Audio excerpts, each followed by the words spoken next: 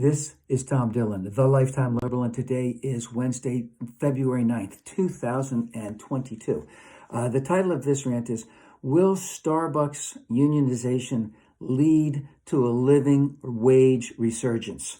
So we had two union votes in two locations at Starbucks in the Buffalo area in late 2021, and we have upcoming approximately 30 or so locations voting for unionization in the upcoming months all across the country.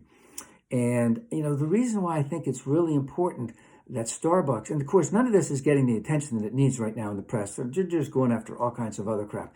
But the reason why I think that it's really important with Starbucks is that, as we know, Starbucks are everywhere. I've been to the one near me many times. And they're local. We see the faces of the people who are working there. We talk to them, and that's opposed to, let's just say, the gigantic warehouses that Amazon has all over the place. These Starbucks unionizations are going to be at the individual locations.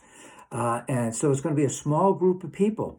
And, when we're there, I'm there, I see how hard they work. I see how efficiently and effectively they work. I see all of the things that they need to memorize and the steps that they need to take to get all this stuff out to us as quickly as possible.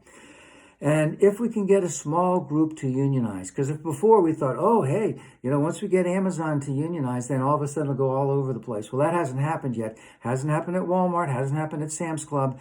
So, can we get it at this, at these smaller locations? Can that help the resurgence of unionizations? I also saw, just to make a side point, we've seen it also, they've gotten an increase in pay, John Deere, Kellogg's, other places, but those are existing places. What about new places? We see that Capitol Hill, lower level Capitol Hill employees at staff, the House of Representatives, Senate are now trying to unionize. We need this. Now, getting back to Starbucks and also to Amazon in reference to this is, hey, they make gobs of money. They make money all over the place. It all goes to the top, and none of it goes into taxes.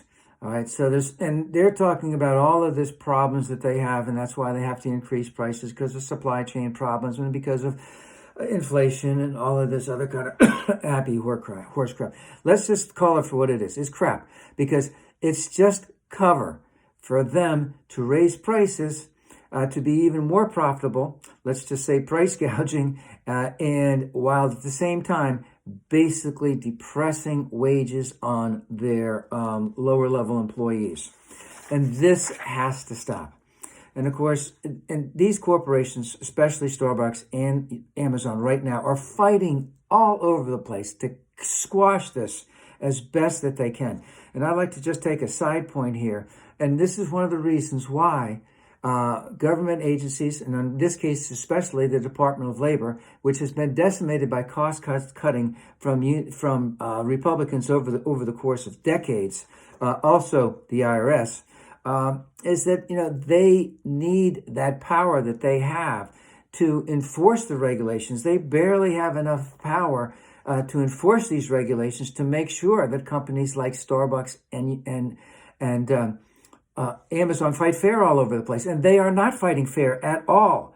So these Starbucks employees, these Amazon employees, they are working and risking quite a bit to go out there and step up for a living wage by unionization, and we need to support them. And we need to remember that we need to have unions here in the United States now and unions forever